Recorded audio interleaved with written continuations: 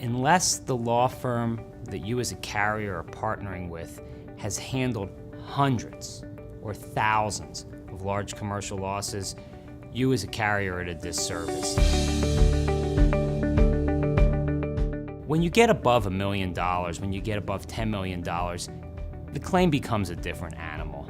It involves and requires additional resources, additional person power, and additional expertise. Typically with a large commercial loss investigation, you have a lot of parties. Not just parties you're placing on notice, but it starts with who's in the commercial building. You may have the building owner and you have a handful of tenants in there. So you got to coordinate with all of those folks to make sure their investigators and their carriers are on notice that an investigation is going to be conducted. With a big loss, you're much more likely to have a lot more involvement of public sector fire investigators, the ATF, the state fire marshal. That's not always a good thing. A lot of times those guys get tunnel vision because they're looking for arson.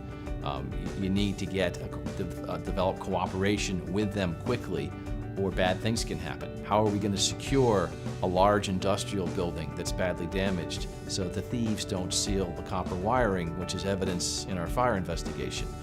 Environmental concerns come up, runoff into streams. Things have to be dealt with that you just don't see on a small scale. From day one, we know what resources we need to adequately staff the investigative phase of your loss. We know what experts we need to hire in what area of the country. We know whether or not we need to bring certain experts in from other areas of the country. We know whether or not we need to get preliminary injunctions to hold the scene. These are things that we've all dealt with before here at the firm, dealing with large commercial losses. We've been handling multi-million-dollar losses, 6, 7, 8, even some 9-figure losses for 20 years.